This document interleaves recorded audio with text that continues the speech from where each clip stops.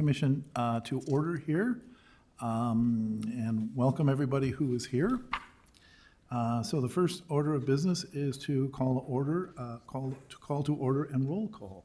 Yes, and you know what? Hold on just one second. Okay. Do we have people attending online? At this point, we do not. Okay.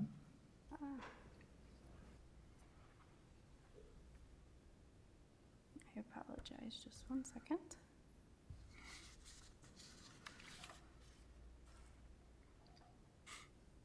All right, so Church is absent. Liebelt, Here. McGuire, Here. Minor, absent. Nickel, Here. and Bergman. Here. All right, we have a quorum. That's a quorum. Yep. Good. All right. Well, just as we get started, I want to welcome Clara Gable, our new administrative assistant to our board. I know she's introduced herself around here, but we want to officially welcome her here in the meeting. And so thank you for being here and being part of our new team. Thank you. Our next item is a consideration of the regular minutes. I hope all of you have had a chance to read the yellow sheets in your package. And any changes, any alterations? No. Okay. If there's no changes, then can I get a motion to accept the minutes? A motion to accept the minutes. And a second? Second. All in favor? Aye. And we're done? Okay. I notice in the minutes, there's an advisory review for 525 East Center.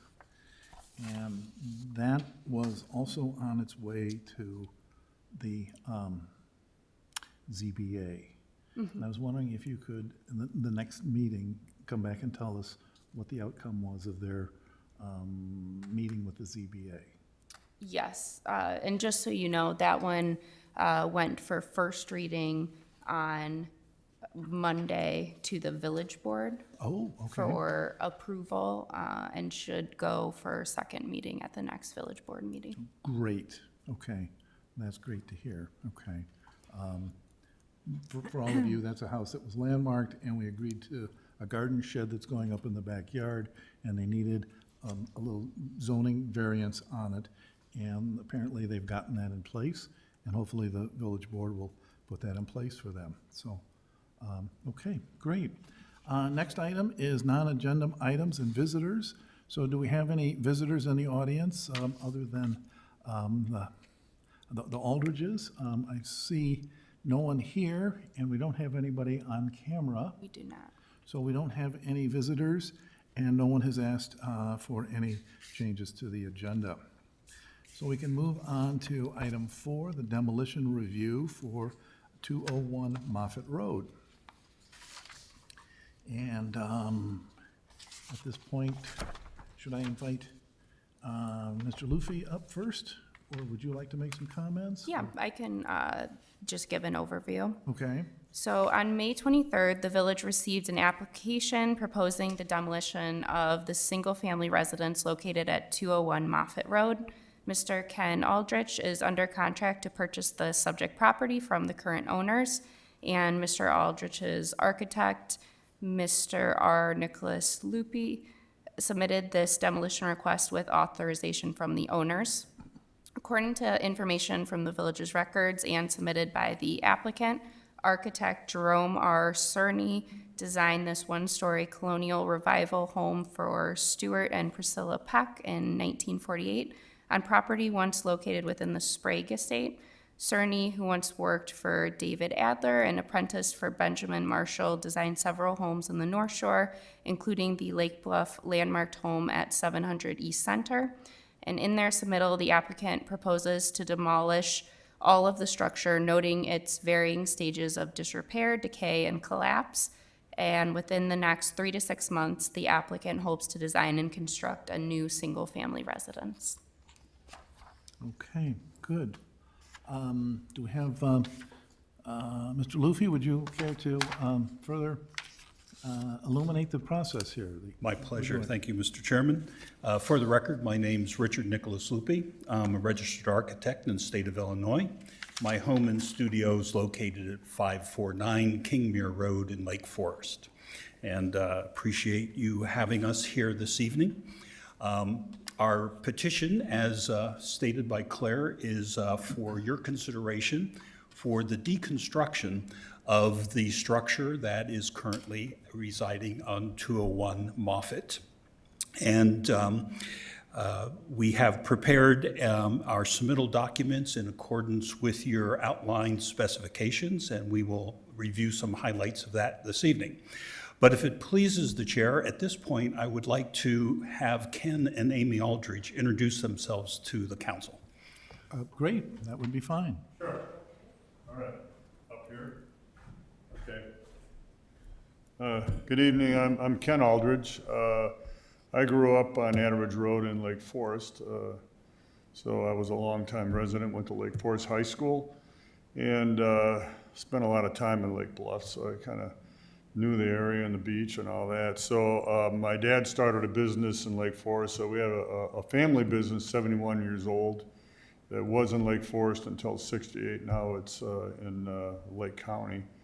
And well, what else? So we really want to get back here. My son Alex and his wife Nikki and my two grandkids are built a house on Birch. They're here, so we just really want to move here and be close to family, and we love this community. So. And I think we already are kind of a part of the Lake Bluff community. We attend church at First Pres Lake Forest, where Ken grew up and was confirmed. And I work out in this area, and so I'm over here a lot already. And we also just love the idea of being part of a community where you can walk to town, and we already bike over here a lot and bike around town, and I think we love the active lifestyle here, and we plan to build a home where we can age in place and gracefully, and not, right now we are living in a split level in Libertyville, and we hope to, have this be our forever home and be able to age gracefully there, right? Yeah. Thank you. Something we're all hoping to do is age gracefully. So thank you for your comments, yes. As you can see, I'm very fortunate to get to design the home for these lovely people. Here this evening, I am representing both the current group of family trusts that control the property and also representing the future owners of the property, and looking forward to working with them to get to that forever home in a wonderful fashion. Claire, I don't have any controls up here. Do you do the control? Yep. If you'd be kind enough. I thought we'd introduce ourselves to the property with this aerial, topographic aerial. On the left, which is the western side, is Moffett Road, and across the north there you can see is Forest Cove Road, which are the two public thoroughfares that border the property. The property is about 5.85 acres of ravine property and fairly mature wooded property. The structure resides about in the center of the property, as you can see inside that circle. Matter of fact, if you'd be kind enough to go to the next slide, we'll be able to see it a little more clearly. This is the recently completed plat. We've gone ahead and generated a new plat survey, as well as a new topographical and boundary survey for the property. So we're seeing data this evening and submitted earlier to the commission that is of the latest ilk. As I mentioned, the property starts on the west and moves to the east. It is bordered on the south generally by the water course of the ravine. That shifts around quite a bit, so but it's easy to see and think of it that way. And as the property moves to the east, it goes just a bit south and east of the cul-de-sac or the turnabout that's at the terminus of Forest Cove Road. And then it follows Forest Code Road along its curb line to about the midpoint of the site, where it drops a bit south and east and forms the shared boundaries between Lot 8 and Lot 9 of two single-family homes there on Forest Cove Road. Don't know the dates of when those properties were constructed, but they're relatively new, certainly new under the standards of this commission. Got to be 50 years old before we could get here. But the long and short of it is they are newer structures. There are mature structures across the ravine. We'll see a little bit later on that you have to get up in the air or go down some private roads to actually find them, because you can't really see them from this side of the ravine. If you would give me the next slide, Amy. Thank you. Here, this exhibit was provided to the commission to give you a sense of the scope of work of deconstruction that we are anticipating. The post shade, sort of a light pink or light purple color, is the physical structure itself. And then in a lighter green, you'll see on the north side is a stoop and sidewalk. On the northeast side is the carport itself, driveway turnaround. On the south side is a large patio. In addition, there's a little red square you can see right at the ravine edge. That's a chain link fence that I think used to protect a garden from the wildlife. We would also be deconstructing that chain link fence. You'll see some green lines that we've put in there because we've had Davy Trees already do a tree audit. Their arborist has been out there, marked all the trees, has assessed the trees. That report's coming back to us on the assessment. So we will know what trees are qualified for retention. We'll also have a sense of the health of the forest and what needs to be done to restore some of the health to the forest, because it's been left go fallow, like a lot of large properties over the years have. This one's no different, and there's going to be a lot of cleanup work and health work to be done to the important trees on site. But that work's already underway, but the green marks are there to indicate that we recognize, understand, and will work with your regulatory body to protect those trees during the deconstruction of the structure itself. Thank you, Amy. Clara, if you'd be good enough. Yep. Thank you. I use the term deconstruction because we have not considered relocating this structure. Number one, I'm not sure where it would go. Number two, as a masonry structure, they're very hard to move. And especially older ones where they've become more brittle and fragile over time. And as we'll see a little later on, a lot of the structural integrity of the house is questionable at best. But we were pleased to find several companies in this area that deconstruct homes, and in deconstructing them, they take the time, the patient's time and effort to remove every nail, every screw, every fastener, pile those all up, to clean all the lumber, to clean all the bricks, to remove windows, doors, jambs, casings, flooring, paneling, whatever is salvageable that could be repurposed or recycled, they take care of, including foundations and footings, which is absolutely amazing. Now, unlike rolling in with a D9 and taking 2 days to tear it down and sending it off to landfill, this takes a little longer, a little more expensive, but both Ken and Amy are committed to being good stewards of this property and good stewards of the land, and don't want to send a lot of debris off to the landfill.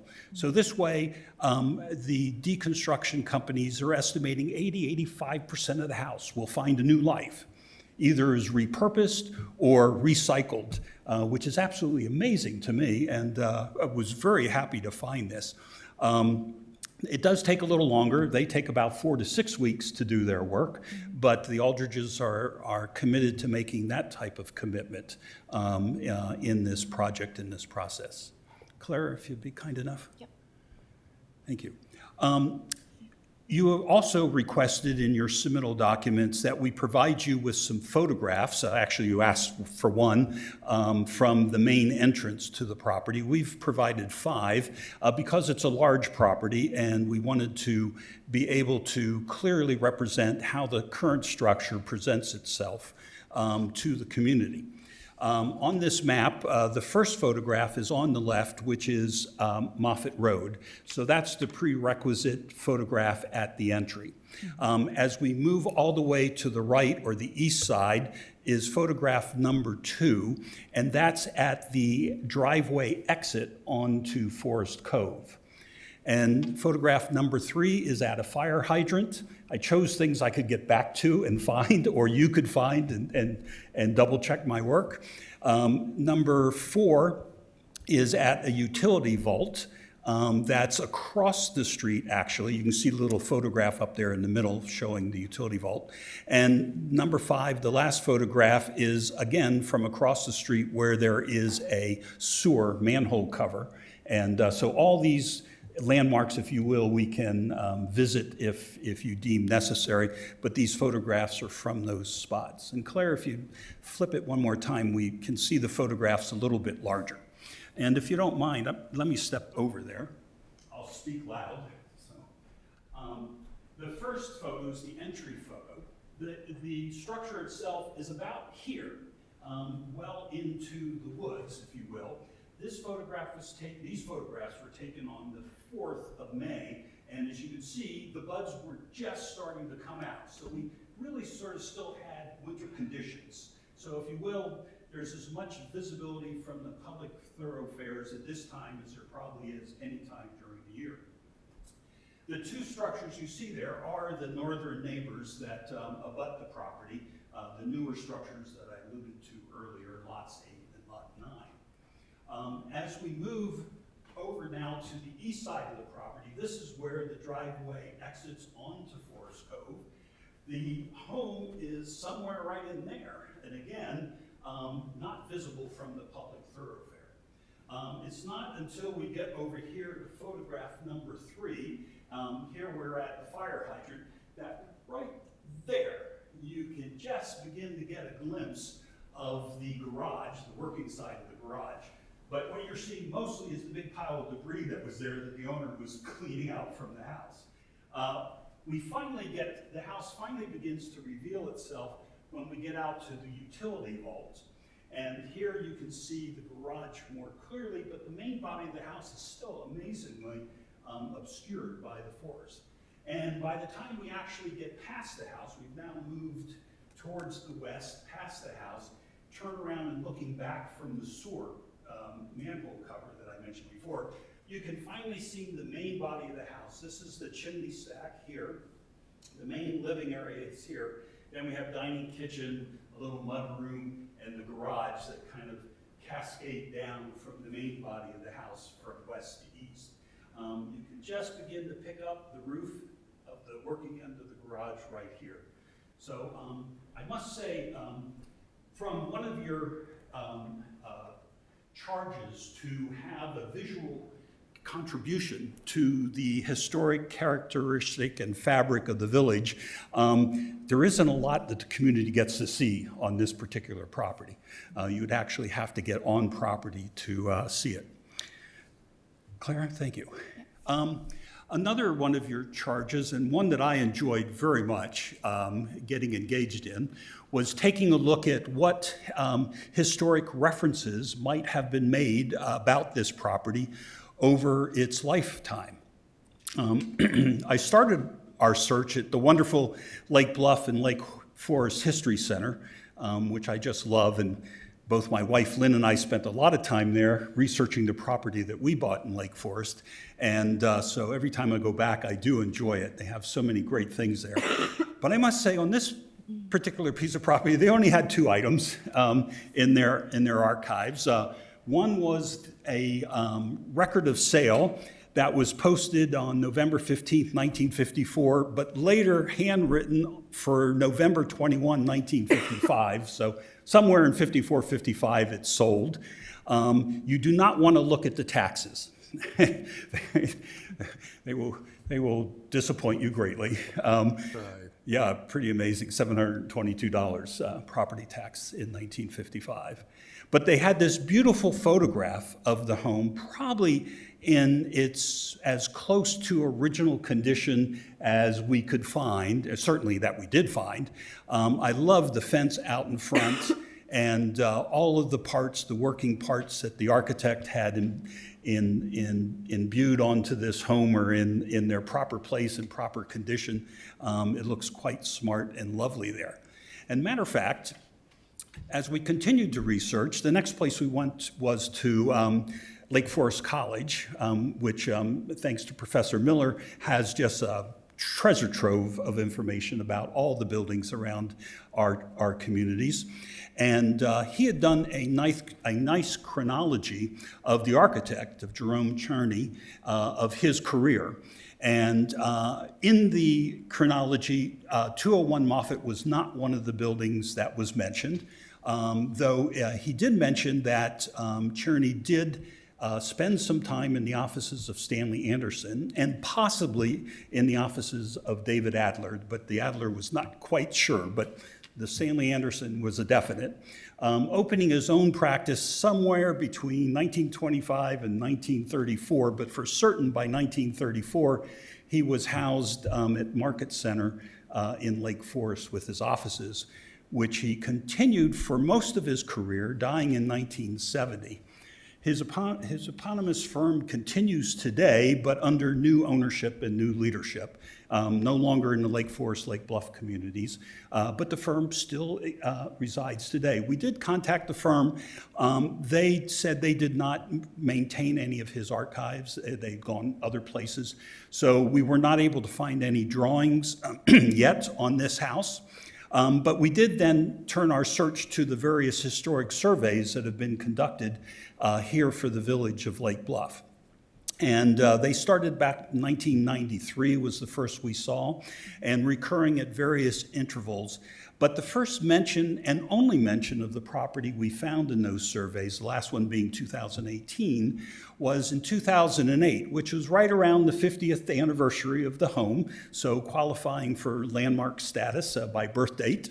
At that point, there was a notation, a citation, I should say, on page 32 of the survey, and I've put it up here for us to see.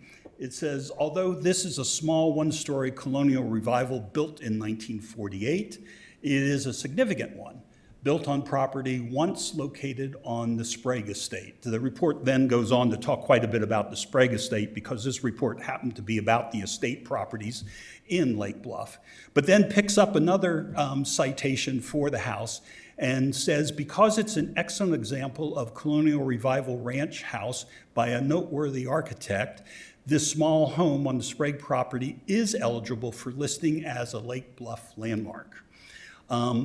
We then took a look at the rest of the report and the following reports in the ensuing years, and we could find no other listings or citations of the property thereafter. We could find no action on the property, that is, any nominations for awards or nominations for higher status, et cetera. We looked through all the reports we could find. We didn't see any action by this commission or any other community groups. And the owners, when asked, they said no, they had no interest in nominating the house and hadn't done so. So I think this was the only citation we could find. We take no umbrage with the citation. I think it reports accurately on the house. For 1948, 1949, this was a well-crafted, well-built, somewhat modest in size by some of the many adjoining properties in the area, but still nevertheless a very nice and charming home. Claire, if you would. We also conducted on-site survey of the condition of the property, and Chairman Bergman joined us one day on the property to go on the inside and take a look at the inside because we were able to borrow the keys to get inside. These photographs, I think, fairly depict the condition. There are several things. You certainly couldn't get a certificate of occupancy for this structure today. It is laid fallow for 2 to 3 years.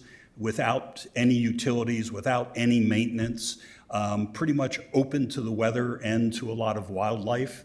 And the weather and the wildlife have taken their toll on many a place on the home.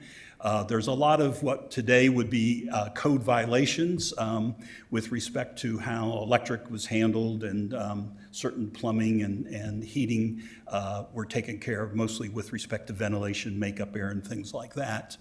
And as you went around the house, you found a lot of surface mold. Certainly, pretty much every place there was a downspout or a gutter that had failed, that was building up and had gotten deep into the plaster finish and into the masonry. Most of the woodwork on the outside of the house is in some advanced state of decay. A lot of wet rot, a little bit of dry rot, mostly wet rot, some animal work on it, and then just gravity does the rest after that. Some of the accoutrements, like the shutters, which I was really appreciated your chairman's insight on this, that there's a great aftermarket for these shutters if properly restored and repaired. Some of them have literally just fallen off and crumbled. Others are hanging on by a nail or a screw or two, and probably could be repurposed, especially to the community that is looking for those types of things. Many of the artifacts, or I shouldn't say artifacts, design components that architect Cherney was known for find their way into this house. Bowed windows, the extra wide front entry door, the louvered gable end for venting, the brickwork, the kind of eave work. These were things that were well in practice by the architectural community of the time, and certainly architect Cherney had mastered those and found the ability to use those over and over again in many of his structures. The bow window is my favorite, just a beautiful piece of craftsmanship that unfortunately has now fell to the weathers and the animals. If you would, Claire. Yep. The upper photographs gives you a little closer look at some of the woodwork. You can see it's really beyond repair and replacement at this point in time. But I did take that extra picture of the front door because after talking with your chairman about it, who shared a wonderful insight that Stanley Anderson and his protege Cherney both always made their doors extra wide, like 40 inches wide, so that the host could open the door and stand there and properly greet their guests, and there'd be good passage through the door, usually right to the powder room, but nevertheless, nobody would get clogged up in the front door. So as we looked at it with Ken and Amy, we thought, if anything could be saved, and that door is probably a great white or red oak door, so strip off a couple decades of paint and do a little bit of oiling, and you could probably restore that door. To find a way to incorporate that into the new home would be something that they would like to try to attempt. And we're more than happy to help them find a way to do that. Claire, if you would be kind enough. Oh, and yeah, this will work too. Both on the north and the west sides of the gable roofs, these are cedar shakes, and you can see pretty well from this picture on the left, there is just a lot of organic growth in there that has lifted the shingles up and allowed weather to penetrate into the structure, the roof structure, and you see already not structural failure yet, but certainly structural stress and fatigue in the roof components around the house. Claire, if you'd be kind enough. This just took us on a little tour around the house. We're now on the south elevation, the ravine side, if you will, of the house. There's the chain link fence that we were also asking to be deconstructed. The main thing on this side of the house, everything else about the house is pretty much the same as we saw before, but here there's an extra accoutrement, which is the greenhouse. And I must say, we didn't go rooting around in there, but I'm assuming there is some type of slab in there that would have to be deconstructed also, and whatever foundation was laid in place to hold up the greenhouse. The structure of the greenhouse actually is in remarkably pretty good shape. The glazing's a little bit problematic, but I think that that could be repurposed for someone somewhere. Many of its features, like the opening panels in the peak, are all corroded and the chains are gone and things like that. But that might be a salvageable component for somebody that is in need of a greenhouse. So kind of interesting. The inside is really more of the same, just a little more appalling.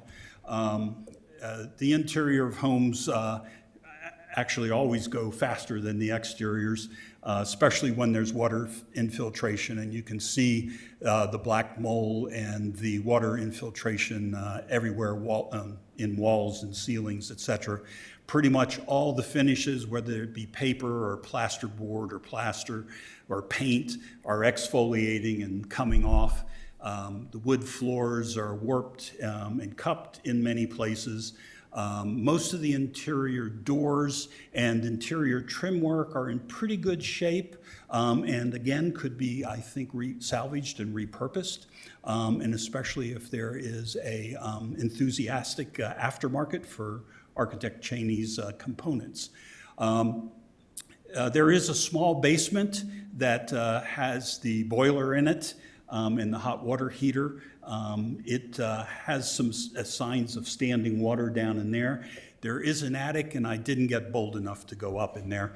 I put my flashlight up there and decided I didn't want to spend any time up there.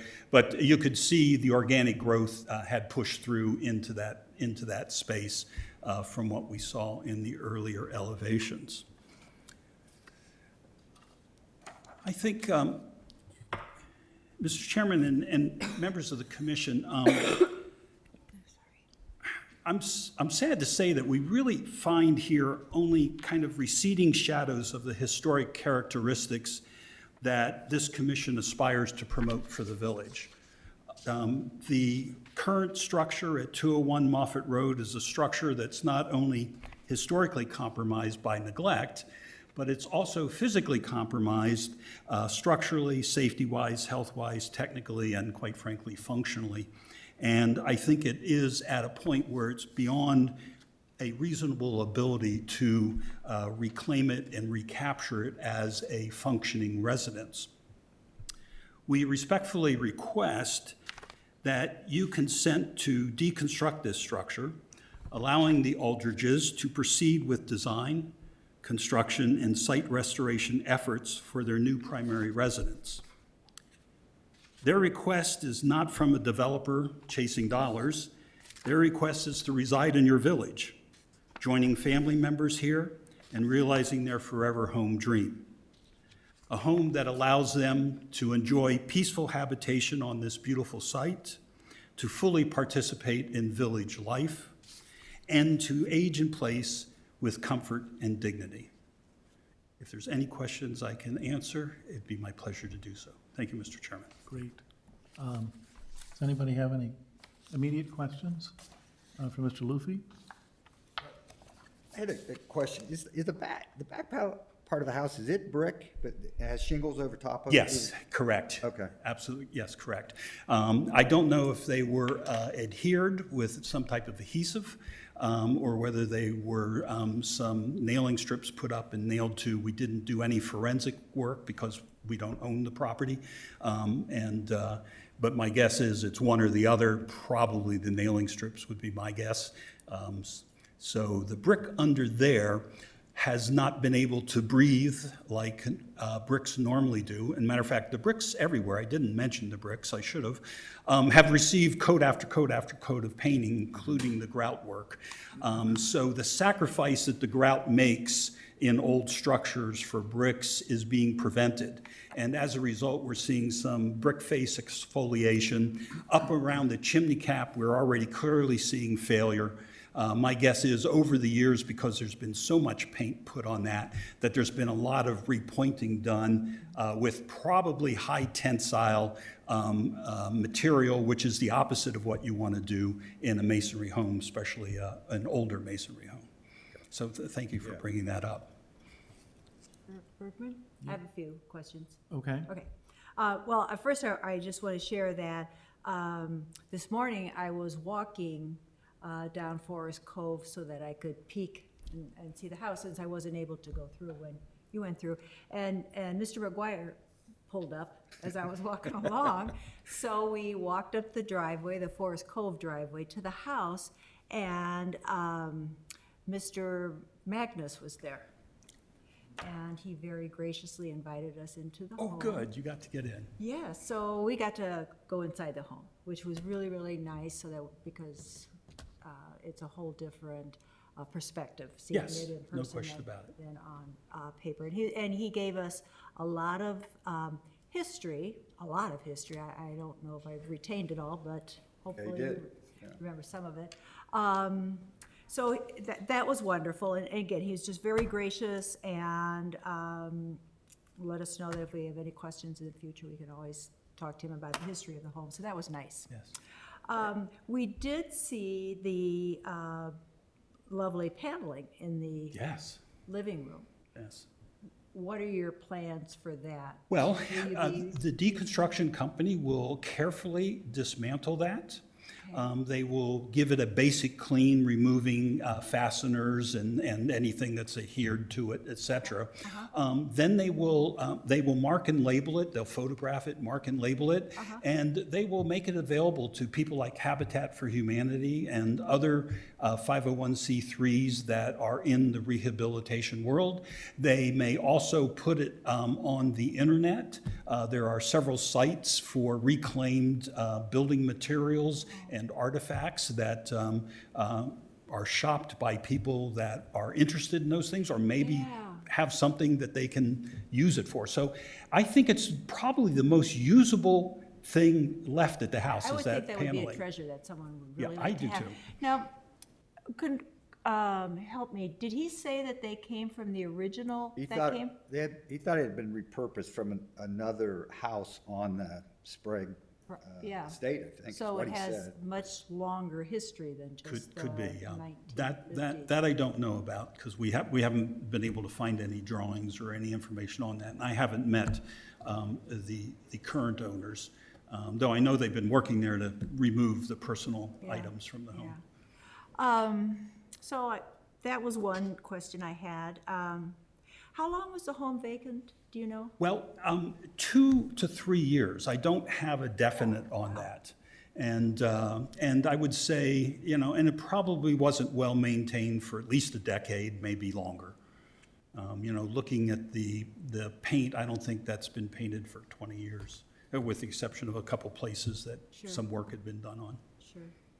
And then I had a question about the trees, which really isn't a part of the physical structure, but there was,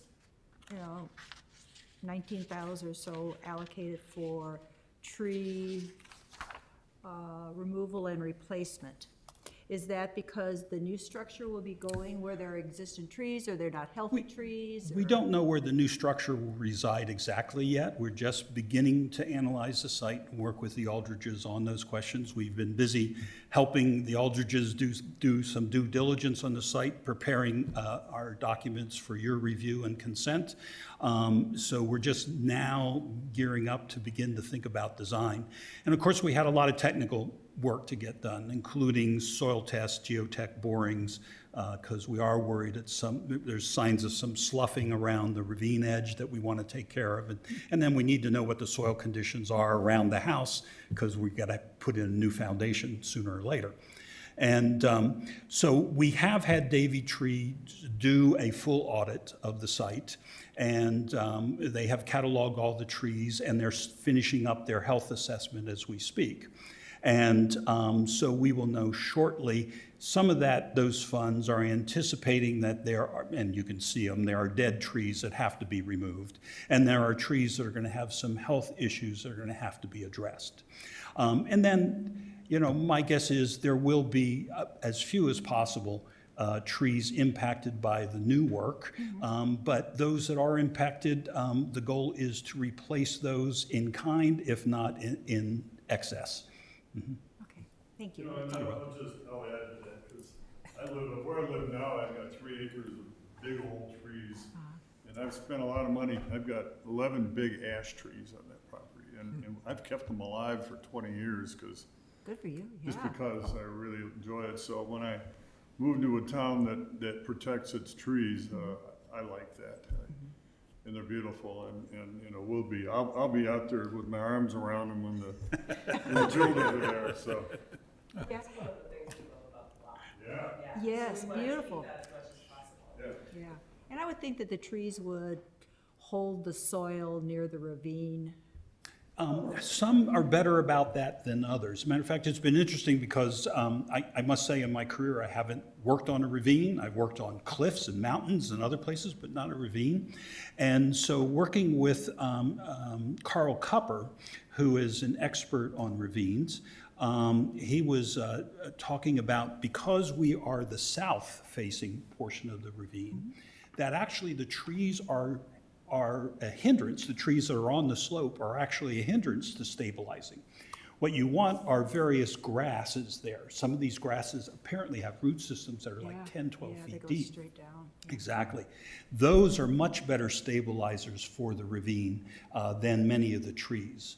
And the Davy trees, then when I talked with them, they confirmed that. And so it's something that we will be looking at carefully, wanting not to remove anything that isn't damaging the integrity of the ravine, and then making sure that we replace with vegetation that will improve the stabilization of the ravine. The village has already committed some work. I failed to mention it when we were looking at the plat, but there is on the eastern part of the site a storm culvert, storm pipe that runs under the site and opens up into a swale where the village has built a little weir dam, and then further down a lot of riprap. So some of the storm water is already managed from off the site through the site down to the ravine. Then at the Moffett Road site, there's a culvert that goes under the road that brings the water from the ravine further to the west, to our ravine, if you will. And the city also has easement there to get down to work on that culvert, and they've done a lot of riprap work in there to slow down the velocity, because when it comes out of those culverts, it's like coming out of a fire hose. And so there's been some really, I think, yeoman work to already begin to manage the erosion of the ravine. There is a third point that we found as we were investigating the site, where there's another storm water outlet, but we don't know where the origin of that is. It daylights on our property, doesn't go all the way down, so it's doing some nasty erosion right now, so we need to address all that. But I'm not sure, we haven't yet found out where that stems from. But it's been there for a long time, so we're happy to manage it and work with the village to do it properly. But that was Kind of it. peeling away the layers. You Yes, just yes. do Well, something, and then you find something else, and you have to Exactly. investigate that. The joys of working on challenging sites, Yeah, for sure. Thank you. thank you. Good. Other comments? Just one comment. Please. That presentation was very thoughtful and thorough, and I appreciate it. Well, it's my pleasure, and I want to compliment your staff, who've been extraordinarily helpful to us. This is our first time in the village, and they've been available to us and sent us in the right direction, and been a joy to work with. Reflects well on your committee. You know, I went through the house, and, you know, I'm not a construction guy, I'm not an engineer, but I think you'd have to rip everything out of there, okay? So in your opinion, what is left to start over with that house? I mean, some of the brick walls will have to come down, and Yeah. I can, well, I will let him answer it, and then I will address that. Yeah, I mean, this is always a delicate thing. We've worked on a lot of historic properties. For 9 years, I was the principal architect and CEO at Taliesin. the continuation of the practice of architecture at Frank Lloyd Wright started in 1893. And so we had two very old campuses that had suffered fires and all kinds of other damage over the decades. It was always hard as we started our restoration work. It was like the onion you alluded to. You think, hey, I just have to take off this plaster and maybe put up some new lath and I'm all set. You get that down, you go, oh my gosh, the termites have gotten in there, you know. So now it's studs, and then all of a sudden you find out the sill is rotted away. And now you've got to worry about how you hold it up while you're working on what's underneath it. So it can be the proverbial Pandora's box once you get started on any restoration project. This is a smaller home, obviously, than Taliesin, either in Spring Green or in Arizona, but it has all those same challenges that, you know, as we would start to peel the onion, to stay with your analogy, we're going to find more and more things that need to be addressed. I think the foundation's in pretty good shape. We didn't core it or try anything like that, but as I walked around, I didn't see any major cracks. I didn't see any significant settlement. So I think the foundation is probably in pretty good shape. You probably would pull the earth away from it and reparge it and make sure you're moving water away from the foundation. So, but you're going to do that with the new build too. So that's kind of a wash. But as we move up, that's where things start to get interesting. From what of the flooring system I could see, areas where there were significant roof leaks, it's already affected the floor structure beneath and the roof structure above.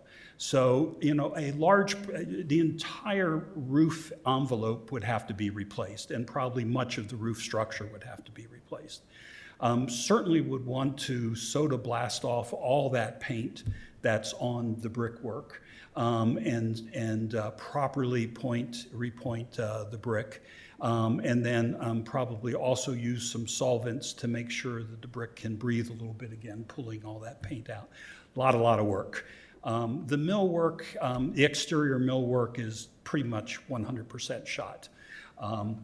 Some of the glazing could be repurposed, but then again, it's single glass. You know, from an energy standpoint of view, you wouldn't make today's energy codes that the village and most communities subscribe to today.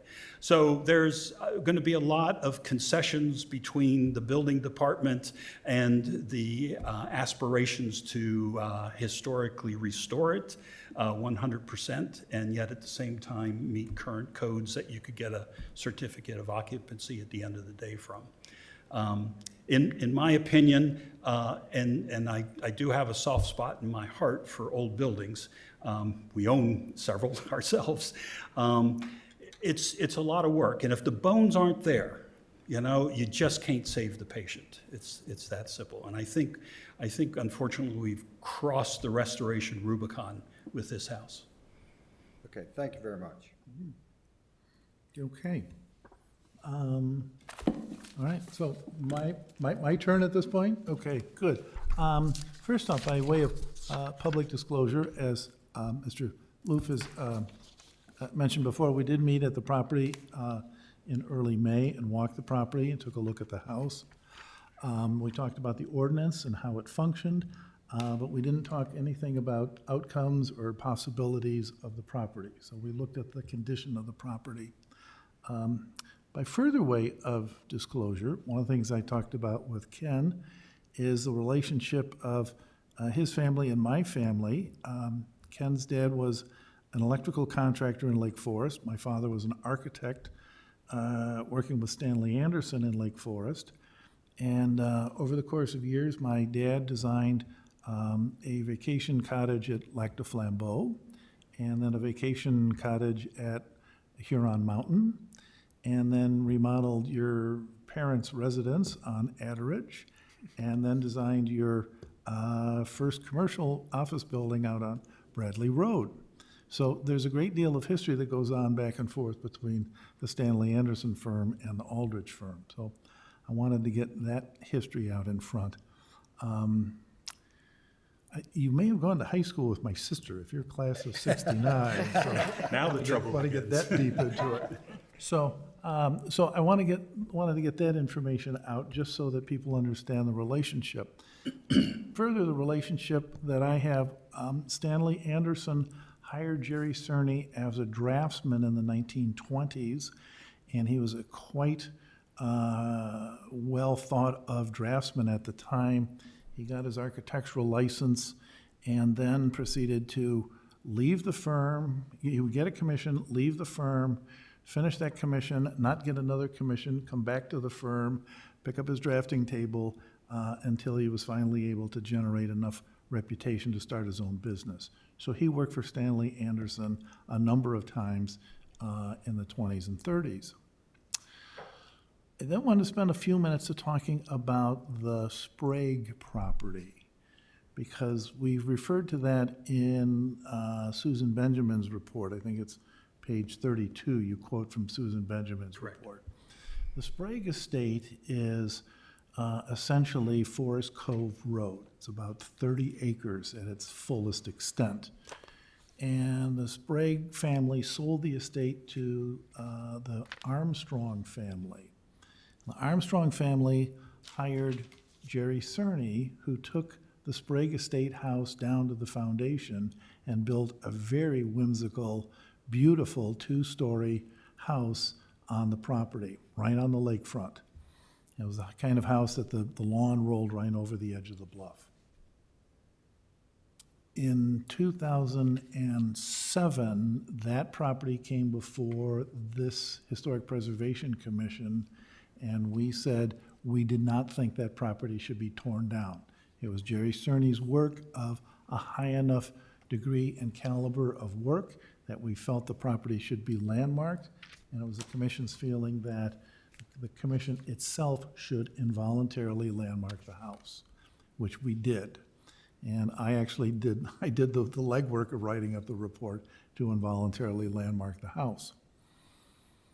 Armstrong passes away, and then his daughter gets married. She is the Peck of this family, and so her mother cleaves off this 5 acres to give to the daughter and son-in-law.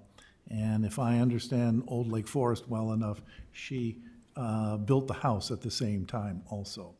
The Armstrong family had a very long relationship with Jerry Cerny, financing several subdivision projects of his and some other work. So there's a very long history of his work in town, especially related to the larger piece of property that we're talking about tonight. So I want to get all of that information out and sort of into the record for the process. Then I wanted to spend a few minutes talking about the house itself. And if you could put his program back up, if you can find the 1954 photograph first. Okay.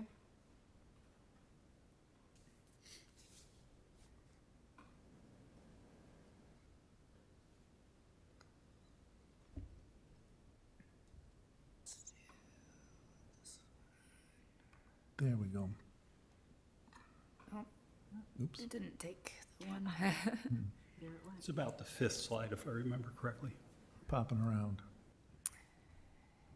There you go. Well, while Claire is finding that, the photograph is very interesting because it shows the house in about as close to its original state as we're going to find.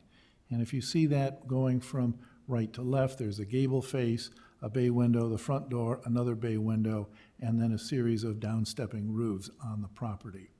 If you could then go to the next slide that shows the front of the house. Here we go. Here we see that exact same fenestration.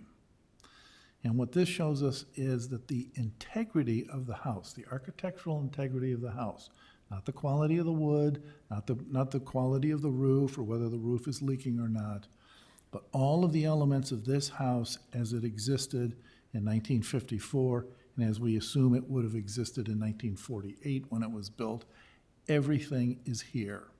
We don't see any huge honkin' addition hung on there. Nobody hung a Mies van der Rohe black box on the side of it or anything like that. And this house would be a perfect example to hang a glass box on the lakeside. We certainly have seen plenty of those instances. And so I want to point out some parts of this house that are very important to the Jerry Cerny tradition. We have a house in Lake Bluff at 700 Center Avenue that Jerry Cerny very heavily remodeled, and then we landmarked it. That house is in the French Norman architectural style and looks nothing like this house. We have another Jerry Cerny house over on Ravine Forest Drive that's done in his Vieux Carré, old part of New Orleans style with the iron trellis work over the second floor balcony. And he did a great deal of work in that style. But this particular style is what Cerny really capitalized on in making his career. And if you look at the gable face over on the right-hand side of the building, you see that triangular form up in the roof line with those little gutter returns on it. That's a key component of what he's doing over the two double-hung windows and with the Jerry Cerny classic shutters on there. His shutters are great big, meaty, beefy shutters, and there are houses all over Lake Bluff and Lake Forest. There's certainly houses all over Lake Bluff and Lake Forest that are looking to replace rotted-out shutters with those. And so there has to be some form of a market for that. The other piece that we get as we move further to the north is the big bow window that you see essentially in the center of the photograph. That bow window extends from the front of the house, yet it is parked underneath the overhang of the roof line. That is a quintessential Jerry Cerny style of design, to have the bow window with its own roof right underneath the regular roof of the house. The window is then done on a 30-degree curve with that big, beautiful mold across the top of it. When you see that anywhere in Lake Forest, you can instantly spot it as being a Jerry Cerny bow window. And I think that there's one on your parents' house on Edwards. Right? And you have that bow window on Mom and Dad's house, right? Okay. So then as we move further on, you look at this beautiful 6-panel door, and I couldn't resist telling the story that Mr. Luffy responded with of having the extra wide door. If you open the door wide enough, you want to be able to stand there and greet your guests and still have enough room for them to walk through. If you have a 32-inch door, everybody has to turn sideways to walk into the house. The house is flanked again by Jerry Cerny's big beefy shutters, and then there's this lovely entablature over the top of the front door. This is this classic, it's a classical architecture design, and it's something that Jerry Cerny excelled at doing. Then moving further north along the fenestration, where you see that big chunk of plywood, you see the other bay window that Jerry Cerny was quite well known for, which is not a bow bay window, but a box bay window, where rather than having the window curved, he makes the window into a box bay. So the front face of it is flat with two side windows on either side of it, again with a beautiful entablature over the top of it. All of those components that's all Jerry Cerny signature work. The matching chimneys on either side of the center body of the house, also part of classical architecture, but something that Cerny excelled at and did time and time again. The final third part of it is the fact that the roof lines step down as they move back towards the back of the house. So you then first have the kitchen, then a breezeway, and then the garage. And as Mr. Luffy pointed out in his application, there's a whimsical box bay window on the garage. There's very few architects that have the sense of style to put that expensive and that fancy a window on the garage. Most people are afraid to death to have windows in their garage. Anyway, if you flip to the next slide, we're looking for the back of the house. Okay. So here we see on the back side of the house another box bay window. Was this in the bedroom or sitting In room? one of the two bedrooms there. Yeah, this is the west elevation That's of the the side house. of the house. The west side. So that's on the west side. And then if you come around, This is the south side. okay. And then the other component that was pointed out that I want to point out is if you look on the gable face on the far left side of the picture, that triangular form, up in the top of the triangular form, there's a big ventilated louver up at the top of the roof line. These are all components that are all quintessential Jerry Cerny work of probably 40 years worth of his career. So I want to point those components out as we get into discussing this. And by the way, the greenhouse is a Lord and Burnham greenhouse. And so the reason why you like it so much is that it's one of the most classically designed greenhouses. And probably for each decade that greenhouse was available, the most expensive greenhouse you can buy on the market. So those are some of my comments that I have about the house. I want everybody to understand this is a house that's got a lot of very significant architecture to it. And what makes it neat is that it's all there. So if somebody were to buy this house and they wanted to rehabilitate it, there's plenty of great bones there to work with. Now, there's a lot of rot, there's a lot of bad wood, roof and all of that. That's all plain for everybody to see. But from an architectural standpoint, we have to see that this is still a pretty neat house that's here. So I wanted to make those comments before I asked the group for their comments on what we want to do about the house. So I wanted to be the voice of the house during this part of the discussion. So I will again turn it back to everybody here and ask you for your thoughts about what you think we should do with the house this evening. We can go through the standards and talk about them and how they apply. I've tried to go through a little bit of that here and talking about the architectural integrity. Or we can have a further discussion about what we want to do. Do we want to take some further time with this? Or are we at a point where people are ready to make a decision about what to do? So, Lois, do you have any comments? Well, I do have one more question. The addition on the far right next to the garage, was that an addition? Or I should say the structure? That's a good question. I would say of all the components there, that one has a little bit of doesn't blend. questionability. It Right. doesn't quite blend. Matter of fact, on the opposite elevation is another gable end that is a very large vent there. Clearly built for that house, not something you would, have a mill shop be making on a normal basis. A very large vent. And as a result, I've always suspected that was probably added on. But not having any plans or any photographs of the house or that side of the house, I don't know. But your eye is correct. It doesn't seem to fit. Yeah, I didn't, that didn't come just from me. Mr. Magnus had also suggested he didn't know where that came from. It wasn't on any of the blueprints No. that he had seen. And clearly it doesn't blend with the rest of the home.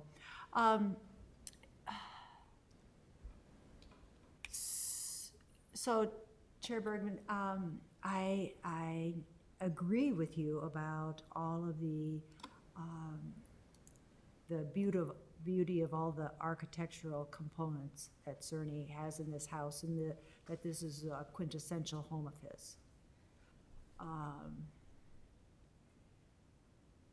I also toured the house, and I don't know a lot about construction work either, but it just seems that the decay and the deterioration was so progressive that it would be a lot to restore this home to its prior beauty. And then there would be all the remodeling cost on the inside too to bring it up to today's standards. So that's kind of what I'm thinking about the home. All right. Randy? I think the house has had its time. It's time to put something else on that land. Mr. McGuire? Same thoughts as Lois, I went through it. you know, again, I get the interesting points in the architecture you brought up, but I also think that it's, you know, it's on a beautiful property, and I think that the Aldridges are interested in building something out there that is going to be, will be a beautiful home. And so I'm thinking the time has passed on this also. Okay. Could I just add, Chairman Bergman? It's always difficult, kind of painful to see a historic home not be there any longer, but I also know that it has served a family well, and that a new family will be building a new structure that will be beautiful for the property, and yeah. So it's difficult to see Lake Bluff lose one of its historic homes, but I also trust that another beautiful property will be built there. And Clara, can you tell us what our options are at the moment? Yeah. So there are some example motions in the packet that you could move to terminate the demolition review or to continue it. And the continuation can be due to further discussion, or you can choose to continue it without further discussion, so. Okay. What would everybody like to do at this point?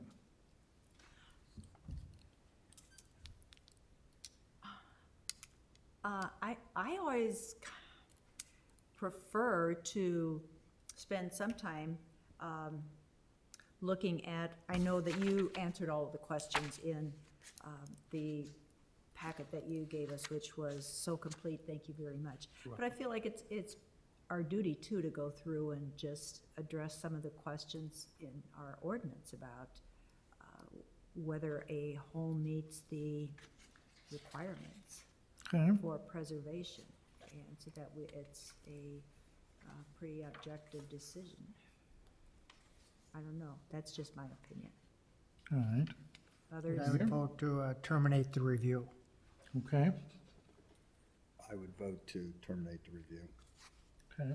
If I hadn't gone through it, I might, we were talking about it, maybe more discussion, but I think that's where I'm at. Would somebody make a motion?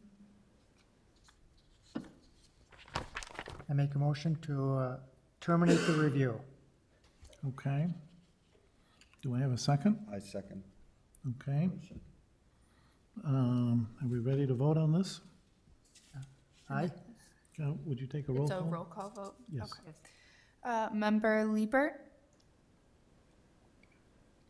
Aye. Member McGuire, Yes? Member Nickel, yes. and Chair Bergman. Yes. Okay. All right. It looks like we have voted to terminate the review process. So, Mr. Chairman, Commission members, I thank you very much. And again, want to compliment you on your process and your staff that have been most helpful. And I must say, your supplement from June, the supplemental questions, really made me think, having had a chance to do this kind of work for a while. Your question about how could you be better at what you do, I think in great measure you demonstrated that this evening. And certainly what we've seen in places like New York and Washington, D.C., New Haven, Connecticut, and other places that we've worked, commissions that base their decisions on the significance of the structure they're addressing seem to do the best for their communities. Two things. One, that significant structure is maintained and kept for the community's enjoyment. But number two, they automatically raise the bar as a result of that on everything else. Because now the aspirations of everybody else, I'm doing a brand new home, and I won't be here 50 years from now, but some of you are young enough, you might be. But 50 years from now, when that house comes before this commission, I hope they're able to say, that's the kind of of home that we want in our community. And it's still standing and maintained well and lived in and loved for, et cetera. That's what we're trying we can to all say wish here. for. So again, many thanks I for can, everything you do. I can tell you that in my historic preservation classes in Boston, a house in this standard, a house in this standing would not be torn down. Oh, absolutely. They would Or in absolutely Washington DC. Pop the windows out, replace the roof, go ahead and fix it, put in new plaster, new heating and ventilating system, and away we go. Yes. And so you're very lucky. So, but thank you for going through the process. Thank you for being patient with all of this. And we're looking forward to seeing some good things come from all of this. So thank you very much. Thank you.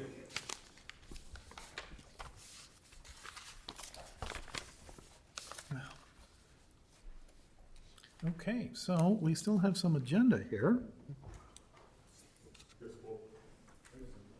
Thank you for coming. Thank you. Good luck to you.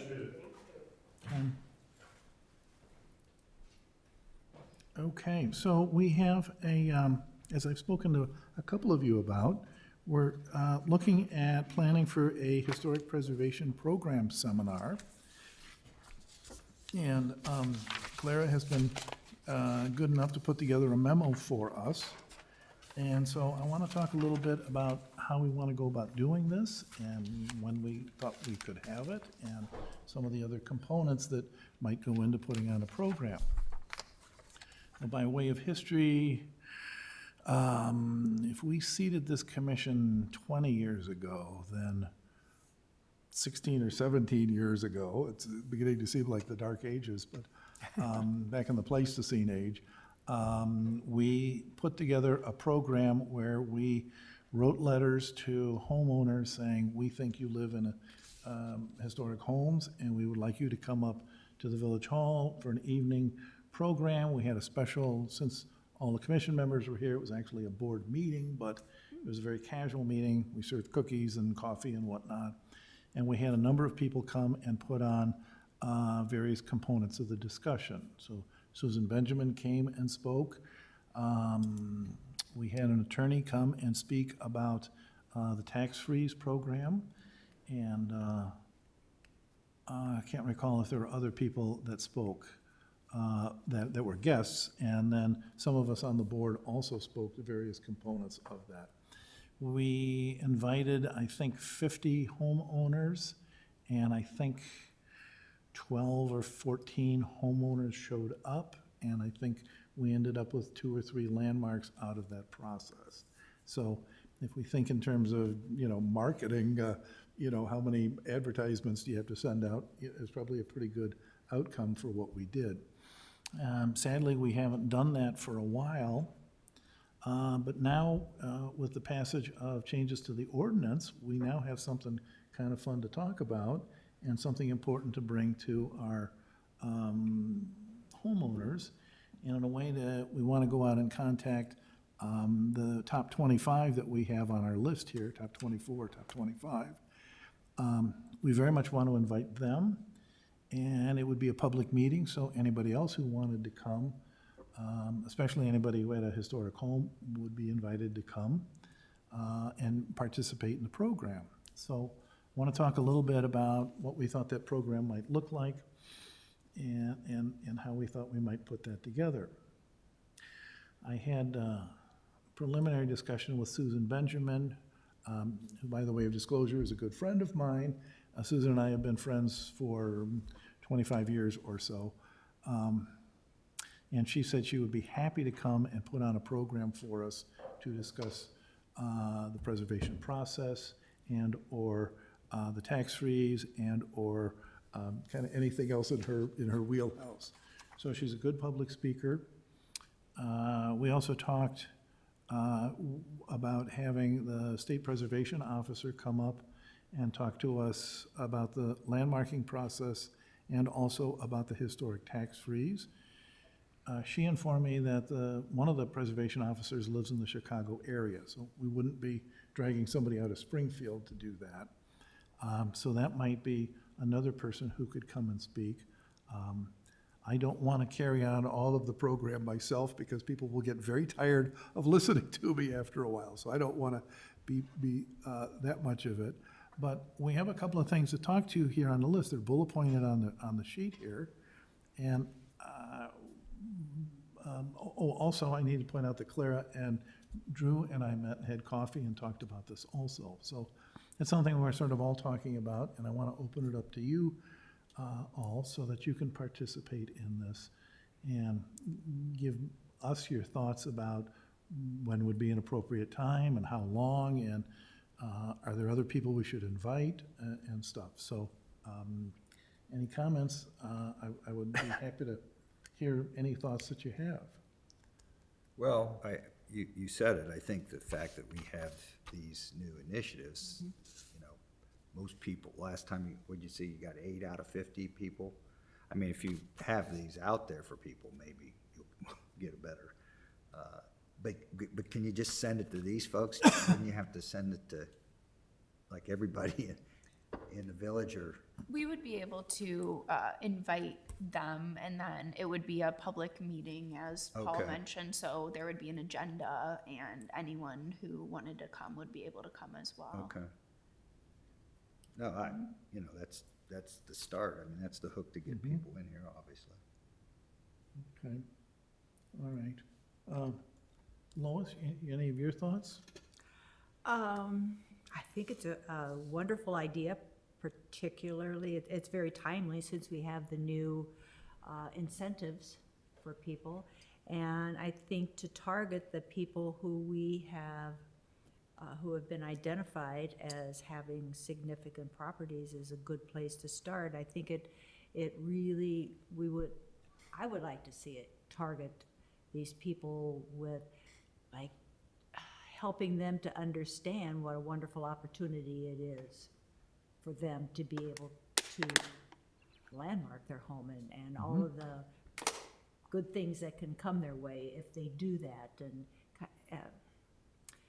and perhaps have 1 or 2 people who already have homes landmarked in Lake Bluff talk about their experience with being landmarked, and that it has been a good experience and not a onerous experience. So just in as many ways as we can to help people to understand that it can be a really positive thing for their home, and somewhat prestigious to be a landmarked home.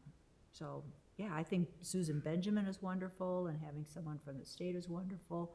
1 or 2 people who have a landmark home who might be interested in talking about it. Okay, I think it's a Really? great idea. okay. When do you think that would take place? Well, let me answer your question with a question. Do we think it would be easier, bigger, better to do that in an evening meeting? Or do we think this is something that's large enough that we should think about doing this on a Saturday morning program? Inviting people to come up here on a Saturday morning. So that kind of runs into, is this thing gonna be 2 hours long, or is it gonna be 2.5 hours? You know, we can pile on so much information, we could talk about Not this long. for hours. Yeah, I know. So, we don't wanna do that, we don't wanna Wanna lose them. overwhelm people. Yeah. So, I don't know, it's hard to know. People are tired after work, but on Saturdays, their kids are in sports, or, Yeah. I don't know. I don't know which is good. okay.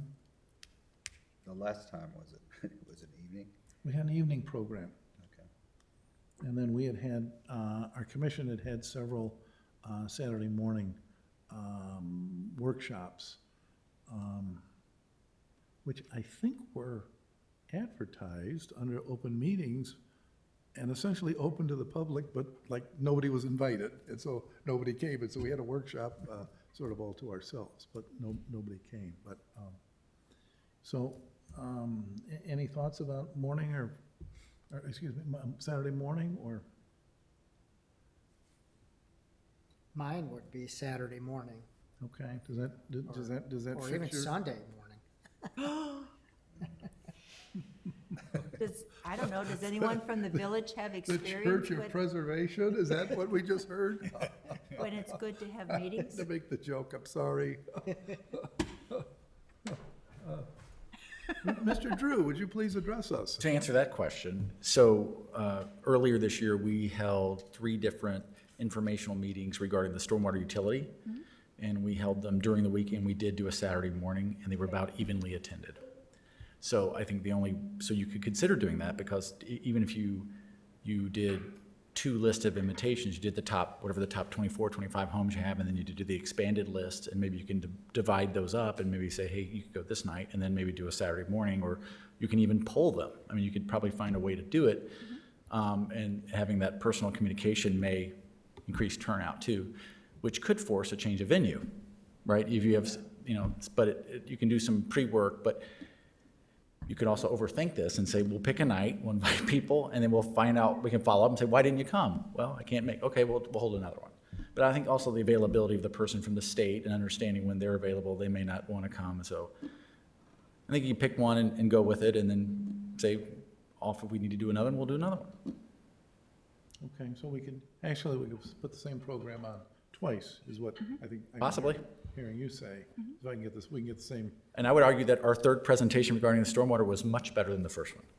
Because you learn from it, right? You get questions, you anticipate. So what was your attendance ratio from the first, second, and third? Did you grow in popularity? The middle one happened to be the biggest, largest attended one, but it was always, somewhere between, 10 and 20 people. Okay, So, all right. and we had probably somewhere between, 5 and 10 actually attending virtually as well. Okay, well, good. Well, that gives us a lot more guidance on Yes. what we can think about doing then. So, so with that information, what do we think? We want to look for an evening, want to look for a morning, for the first program? I would avoid August, Yeah. but July you can still work with. Late July gets dicey, but September is another great time to do it. So I was going to say, to answer your question of when would we do it, I don't think we can get it organized in July and then have it schedule it in August. That seems to be just sort of off the Asking for calendar. trouble, yep. And so we are right on the cusp of Father's Day, and I put on a preservation program on Father's Day, and guess what? Nobody came. So you learn from your mistakes. So I think we would be looking at September, and given the fact of when school starts and whatnot, probably more likely mid to late September than early September, just because People are settling in. people are settling in and getting back into the swing of things. And there is a HPC meeting scheduled for September 13th if you did want to do that at a regularly scheduled meeting, Okay. just as an option. All right.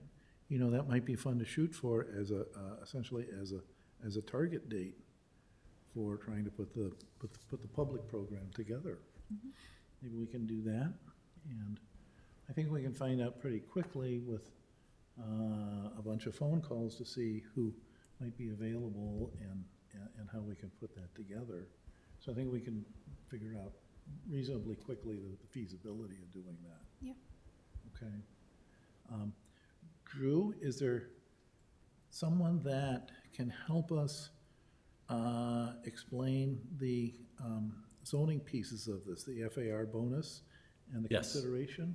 Well, Claire could, I could, but So, okay, Yeah. so Claire that could be. certainly. Okay. That's Or her maybe- training expertise. Or we can dragoon you into coming and being part of this? Happy to be a greeter. No, I'm happy to help in any way. Yeah, okay. Sure. And I think part of it is doing, like, even with the announcement, having an FAQ. In that way, I think that'll spark interest. And I would agree with Member Nichols' comment about keeping it tight. I mean, I tell them you're going to be here no more than an hour and say, this is what we're going to tell you, and you're going to have questions, and we'll be happy to follow up. But Okay. And even including that FAQ as part of the letter that's sent out Yep. might even be Yeah. a Right. Mm-hmm. I think that would entice them to come, find out a little bit ahead of time. The package I'm suddenly envisioning would be a 3 or 4 page letter then, or something. 1 page, front and back. Too much, 3 pages too long. Cover letter, FAQ. Yeah. Okay. Even say like a little flyer even, something, Three less by- is more. Okay. 5 by 7 mailer? Yeah. Okay, all right. Post-it note. All right, well On then, your door. Yes. so then I wanted to, get your input on all of this and how we can proceed with this, so I think we'll try and do that.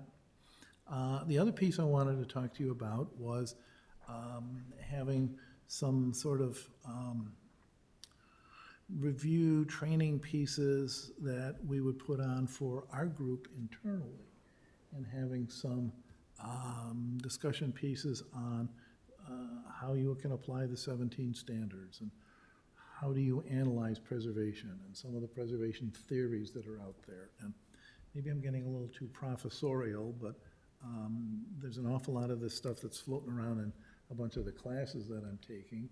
And I'm wondering if you guys would be, you all, would be interested in, at our regular meetings, of having a little 10-minute piece, maybe something included in the package, a reading piece, and then a few minutes for some comments about some of the larger aspects of sort of general preservation issues. I think that sounds good as a new member. Okay? And so, Randy, you've been doing this for a while. You've been on the board for a while. Does that sound, having something come in the packet to take a look at and read, does that sound interesting? Yeah, I think we should do it. Okay. All right. Well, let me dig around with that, and I'll work with you on putting together stuff like that. This is, there won't be any quizzes. It won't be graded, and you don't have to cite any sources or include any footnotes. Okay. Well, that's sort of what I have to offer for this evening. Do you have any comments? No, I don't have any staff report at this time. Okay, all right. Do you have any upgrade or update on what's going on out at Stonebridge? Glenn was kind enough to give us updates on An it. update on It's a property, we have a landmark piece out there, a landmark piece of property out there, so. So the update is, I don't recall what the last update was, but both the manor and gatehouse have been demolished or deconstructed. That's what's used this evening. Do you think, how much, I saw them dumping most of that in the dump trucks. Do you think they reclaimed much of that house? Oh, yes. In fact, the village, we were able to go in and we were able to negotiate with the owner and salvage several pieces that we have in storage with the goal to repurpose some way, somehow in public spaces. Okay. And I know that they, many other pieces that we wanted, the other salvage crews went in there, and there's a place in Wisconsin that apparently that had a lot of those pieces, and they're selling them to people who are building and want to have that type of large timber or paneling and so forth. So, yeah, so, and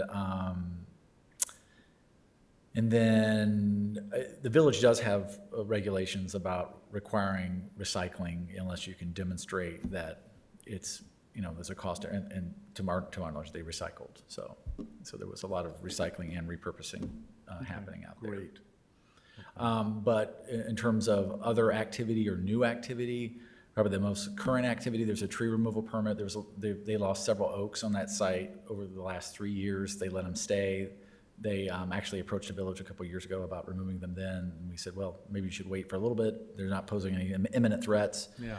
And they waited, and they've since done that work within the last several weeks. But other than that, we have not been approached by any developer or the current property owner about considering a new development. There's just really not a lot of residential development at that scale happening anywhere. Interest rates, yeah. There is, the front 6 or 8 acres of that property we landmarked. Right. And I'm wondering, does that landmark status still in place?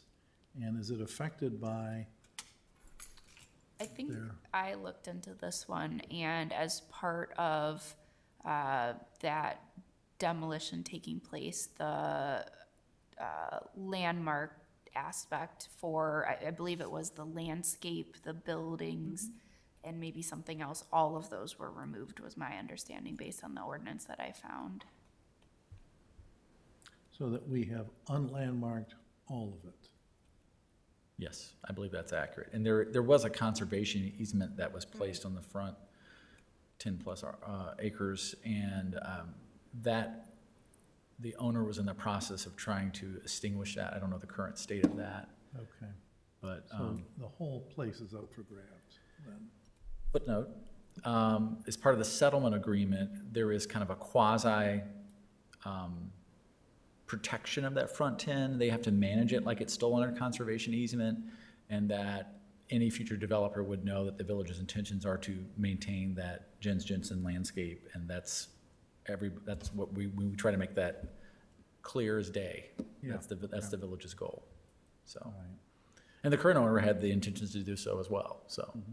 So it's not currently landmarked under our HPC purview, but the village still wants to keep that piece of. If and when that property is developed, the goal is to keep that 10 acres like it is. All we can do is hope. Yeah, so the goal is, but that doesn't, they're not under any obligation, it's not under conservancy anymore. Now, as part of the settlement, the developer wanted a clean slate and like come out from underneath all the previous zoning approvals for the site, and that's essentially what they have, other than that kind of quasi during the pendency of inaction, that something may happen someday, and then when it does, they are to raise the flag and say, the village wants this to happen here. And it's recorded against the property, so anybody looking at it, doing their due diligence will see that. But I think it is every expectation that when the property does redevelop, it'll be redeveloped as a planned residential development, which would be practical to do, to try to, preserve the front 10 and do other things to work within those tools that a PRD provides to promote conservation or, those types of goals, other public goals. What is it zoned right now? I'm sorry, I have to chuckle because I'm certain that that's a big question mark at this point. Yeah, well, part of cleaning the slate was returning it back to its original E1 zoning. That was part of the plan, is that part of the settlement agreement would return back to that. The village's comprehensive land use plan, which the kickoff date to update that, the entire village's land use plan, is coming up in July, mid-July the 13th, I believe. But the current comprehensive land use plan, and be surprised if this changed, but the idea was there's the estate property to the south, the Litzinger property that's just north of the railroad there, and I forget the acreage. It's a pretty large site, and then on the north of that is the Stonebridge property, and then to the north of that is the West Terrace. And so the idea is that whatever happens on the Stonebridge site is some transitional in terms of density as the estate to the south and the R3 above it. Okay. So that's a big window of what that could look like, right? But that's The the plan, vision. the hope. Okay, thank you. Yes, thank you. So, okay.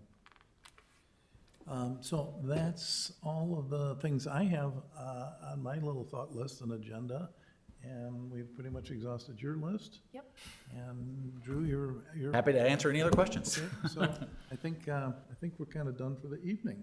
So if I can get a motion to adjourn, I have a motion to adjourn. okay? And a Second. second, and we're in agreement? Aye. Okay. No objections? We're adjourned, thank you. Okay.